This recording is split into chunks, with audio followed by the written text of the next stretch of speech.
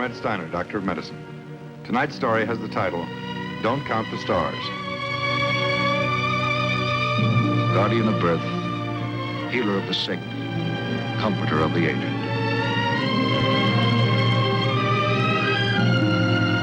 And the qualities of the worthy physician are three: the eye of an eagle, the heart of a lion, the hand of a woman.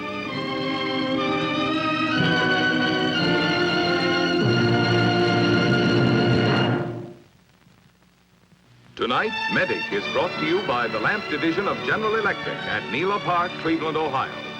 Progress headquarters of man-made light, where lamp research dreams but never sleeps, as it works constantly to help you see better, work better, live better.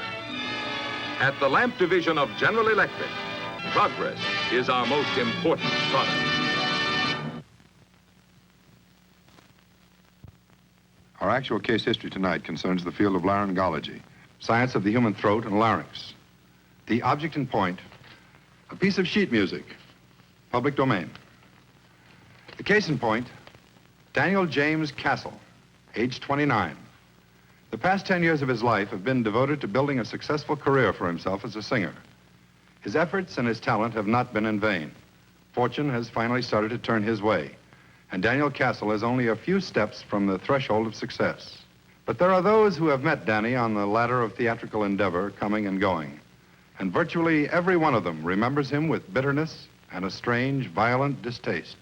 For most singers, the top is a long way off. But finally and at last, Danny Castle now senses his goal immediately ahead of him. The big time, the big money. Don't count the stars that you see in the skies. Just count the stars that you see in my eyes. Those in the skies soon may be gone. Those in my eyes are for always. Don't stop the drums that I hear in my heart. Just let them roar as they did at the start. Why stop to count Venus and Mars? Just count each kiss, darling. Don't count the stars.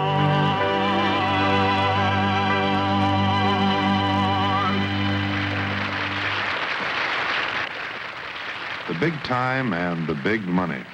And Danny's determined to make it, no matter what the cost. And Julia Winters is just one means to attain that end. Like so many others before her, to Danny, she's merely someone with a right connection. Someone to be exploited to gain a certain advantage and then discarded. And for Julia, discard time is fast approaching.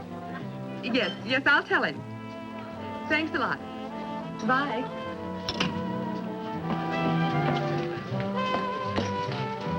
Danny, you won't believe it. I just talked to Mary at the switchboard, and 20 minutes after we went off the air, the station had 65 calls about you. Every one of them great. They loved you. How about that? Oh, it's nice, Julie. That's not bad for a local program. Not bad. Why, it's great. Come on, Danny. Let down. Aren't you a little excited? Even the station manager called, Mr. Brubaker. He thought you were wonderful. Oh, that's very nice. I'll drop him a note first chance I get. Drop me one while you're at it. I thought you were wonderful, too. Say, how about dinner at John's Grill? You know, Dan, the place we went last week. We'll celebrate. After all, it is a special occasion for both of us. I don't like the tone of that.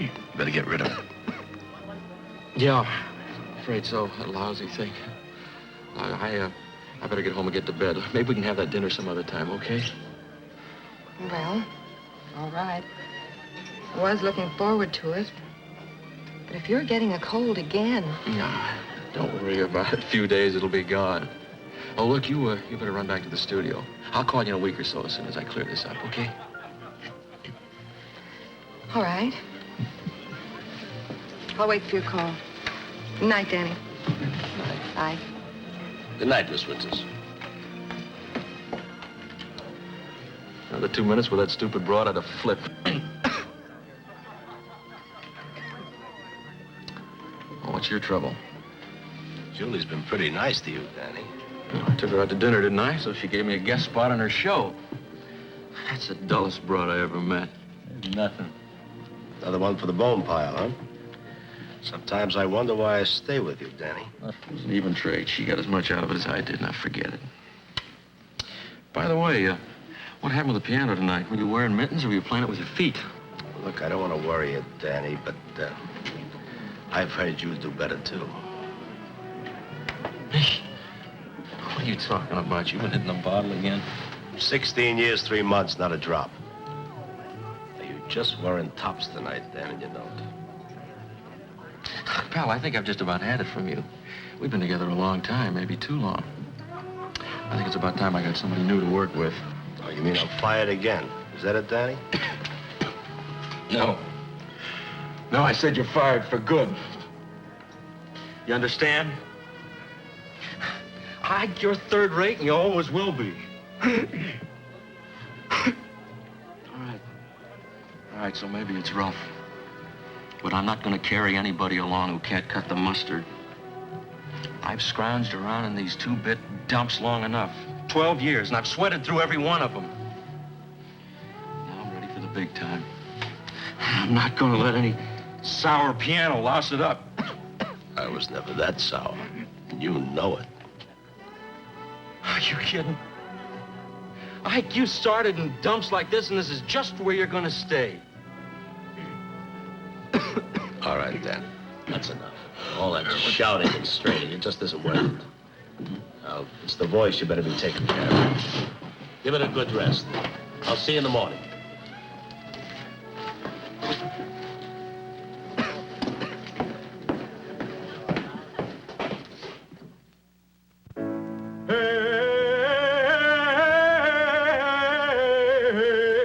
It had started fairly recently, a matter of possibly 8 or 9 weeks before when Danny Castle first noticed it. To begin with, only a slight tickling sensation in his throat, then a grating feeling, day by day growing more harsh. After that, hoarseness with a chronic hacking cough. For weeks, he resorted to self-treatment. He had his own way of coping with throat irritations. Assorted patent medicines, sprays and gargles, lubricants of one kind or another.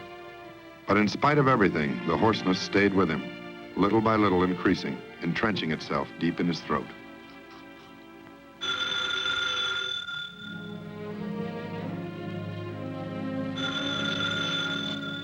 No.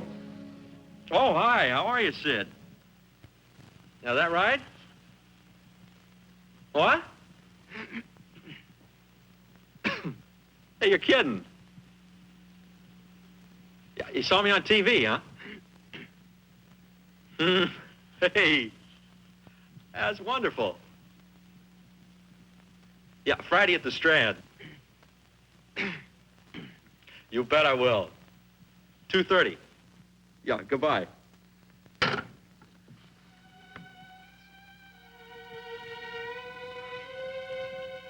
Persistent hoarseness, a stubborn throat irritation. These are danger signs. Danny's hoarseness had been hanging on for nearly 2 months. Like most singers, he was voice conscious. Like most singers, he thought he could take care of it himself. It took the imminent audition to send him to Merle Norton, MD, a laryngologist.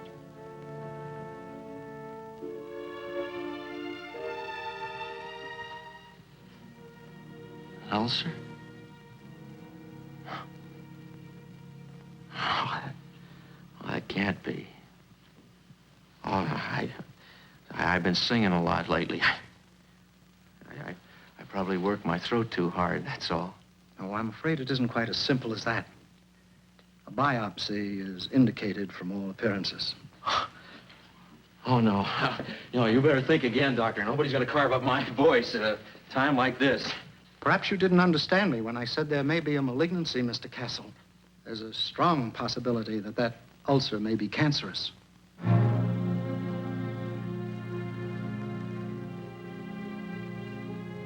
Well, maybe it isn't. I wouldn't want to take the chance. Maybe you wouldn't. But I can't afford not to. I've worked all my life for a chance at the big time.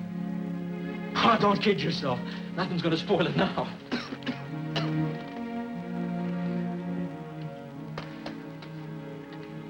Anyway, you're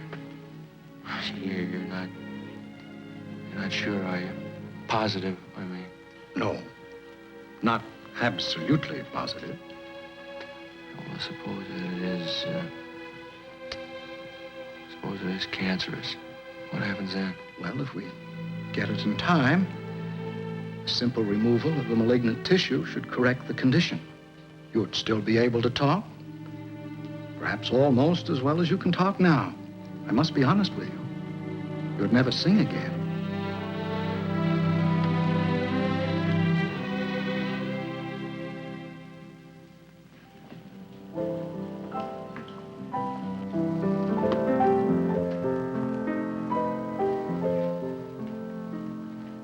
Gee, Ike, that was great. Well, what are you going to do with it? Well, you know, got a couple of publishers interested.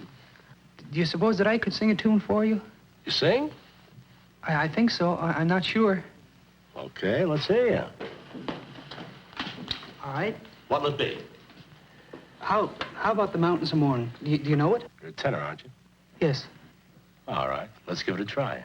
All right.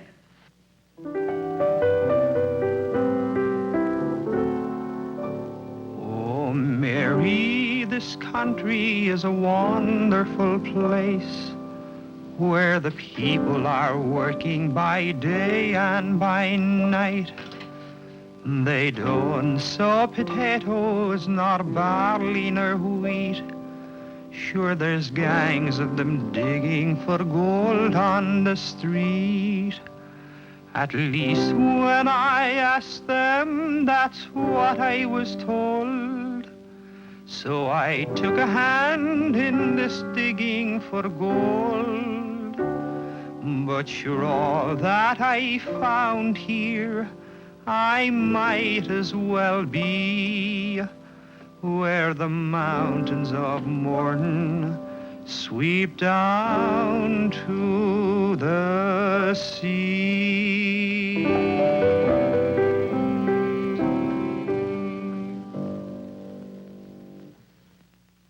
You're all right, kid. You sing up a storm. You really think so? Of course, it'll take a lot of work. A lot to the singing business, you know. But I think maybe you got it. Let's go see Danny. Let's see what he thinks. Hi, Danny. How do you feel, boy? Ike? Do you know Terry Deneen? Nice meeting you, Mr. Castle. I sure do enjoy your work, sir. Well, you heard him. What do you think?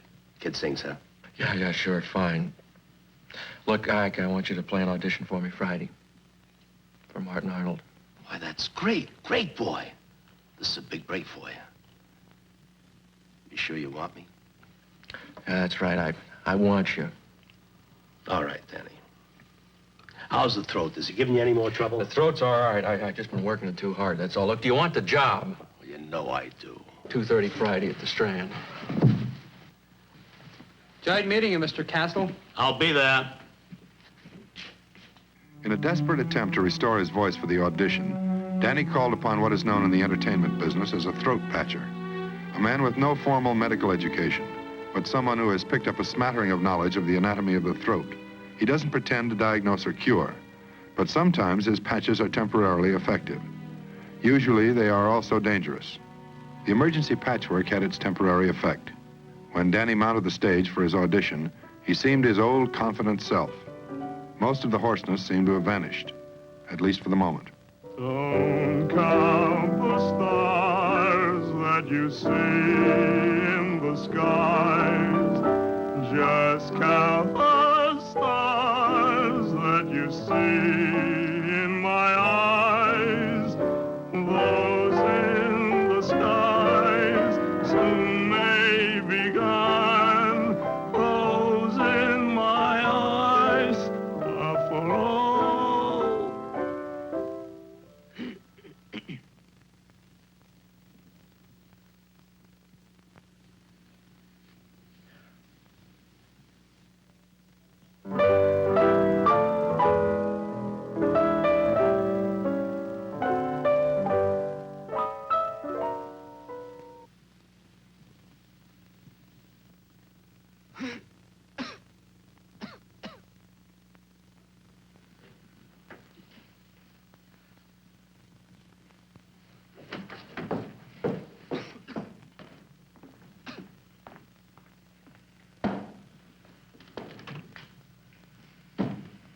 The days that followed were black days for Danny Castle.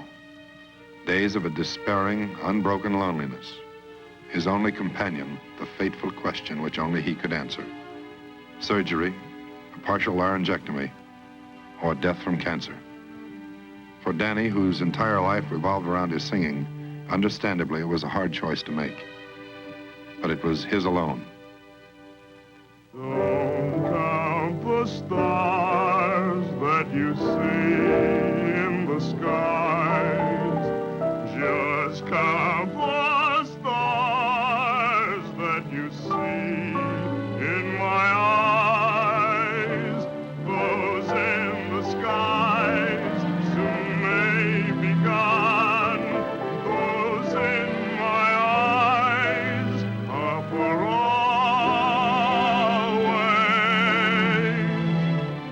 Don't stop the drums that I hear in my heart. Just let them run.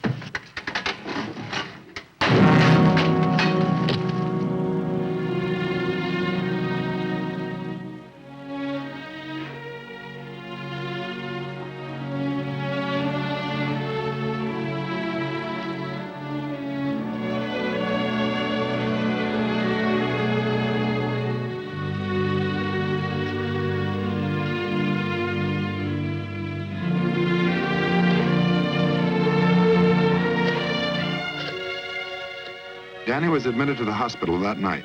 The following morning, Dr. Norton performed a biopsy, taking a bit of tissue from the right vocal cord and giving it to the pathologist for examination. The pathologist's report: the specimen was malignant. In laryngeal surgery, a tracheotomy is first performed to ensure an adequate supply of air to the patient. Although Danny Castle will soon consider himself the most unhappy of men, in point of fact, he is among the lucky ones. Thanks to a prompt diagnosis and immediate surgical action, the lesion had not had time to spread. To assure removal of all cancerous tissue, the area surrounding the lesion must be cut away to a depth of 1 centimeter. The vocal cords are not large. If the lesion had been larger, a complete laryngectomy would have been necessary. The total removal of the larynx, or voice box. One of the lucky ones, Danny Castle. Although he was a singer with but half a voice, he'd learned that half a voice is better than none at all. It won't be that bad for long, Danny. You'll be talking again in no time at all. It won't be long before scar tissue builds up what you might call a substitute cord. It's not the same mechanism as a normal vocal cord, but you'll be talking again in a week or 10 days. Then in about 6 months, you'll sound as if you have a bad cold, probably, but that's about all. Let's see how you're healing up. Can you breathe? Your throat will clear up and the swelling will go down, and then you won't need that little snorkel. You're not so bad off, Danny. You're alive. I think that's worth quite a bit, isn't it?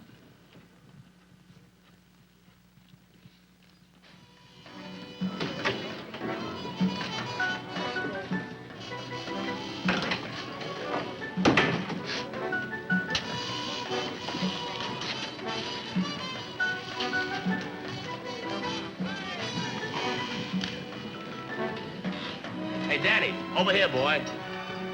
Come on. Oh, Danny, it's good to see you. How have you been? I know. So. You remember Terry? Hiya, Mr. Castle. Nice to see you around. You've been away for a couple of months. That's too long to keep yourself cooped up.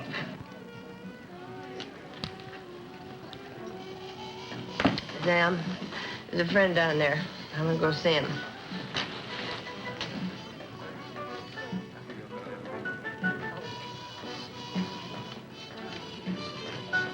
We'll make it, boy. Look, Terry and I have a little idea. We want to talk to you. Well, there he is. What do you know?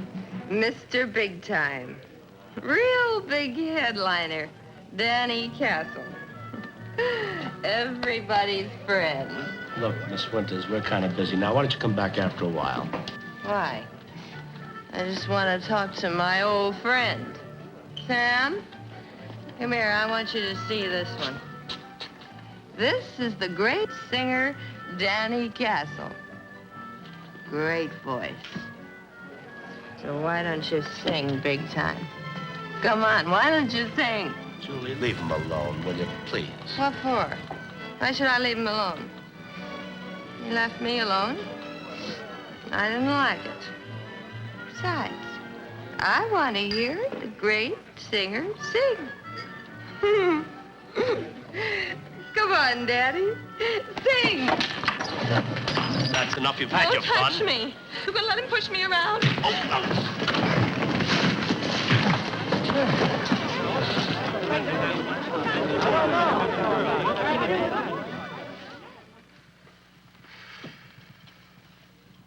There. You look lovely. I don't feel that way. Danny, if I've said it once, I've said it 1,000 times. If you're going to get in bar fights, you got to keep in condition. Terry, sit down. Danny, look. Why don't you try a smile for a change? Face up to it and you got it licked. So you lost your singing voice. You still got guts. You always had more then than most people. It's easy to say. Look, what do you do with a singer that can't sing? A lot of things. Tell him, Terry. Danny, I think you know more about this business than anybody. You're all singer.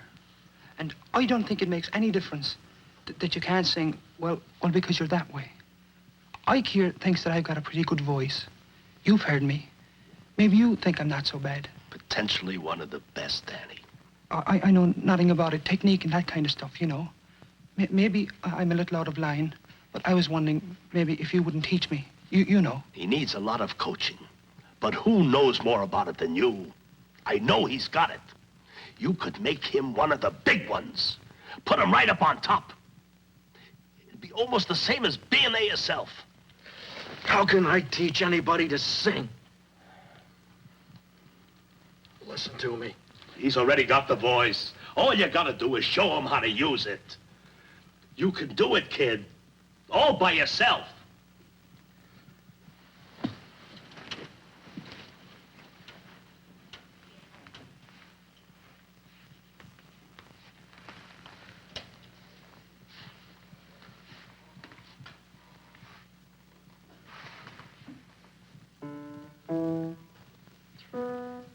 So you want to sing? Yes, You really want to sing? that's the way it is.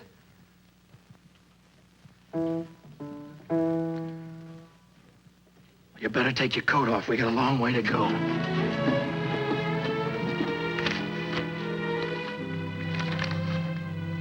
It did mean work. Months of painstaking, grinding work. And Danny's concern about his own voice was subordinated to his training of Terry's. Never a patient man, Danny learned patience. Never a tolerant man, Danny learned tolerance. Never a happy man, Danny learned to smile. Don't count the stars that you see in the skies. Just count the stars that you see in my eyes. Those in the skies soon may be gone. Those in my eyes are for always.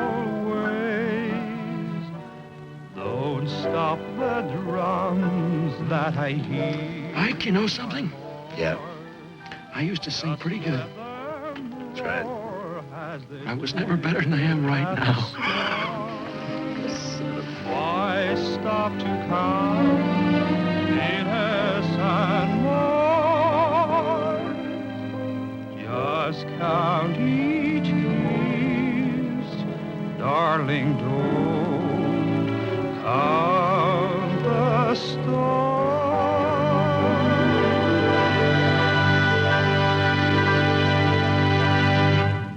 And now the joint sponsor of Medic. Uh-oh. This little man is apparently lost. His wife sent him on this shopping expedition, never dreaming he'd stumble on the greatest wash day development in years. What's this? By George, what's happened to Oxidol? New package. Nice. Read it. Oxidol, new detergent containing color-safe oxygen bleach. Bleaches as it washes. New Oxidol, just out. The only leading detergent that contains its own bleach. You don't add separate bleach. No, ma'am. Oxidol actually bleaches as it washes. Take it home to the little woman. Only this new Oxidol gets clothes detergent clean and bleach white and helps remove stains as no other suds can, all in one simple operation. And for colored washables, it's color safe. Start getting lovely bleach white washes every time with new Oxidol containing oxygen bleach. It bleaches clothes white as it washes them clean.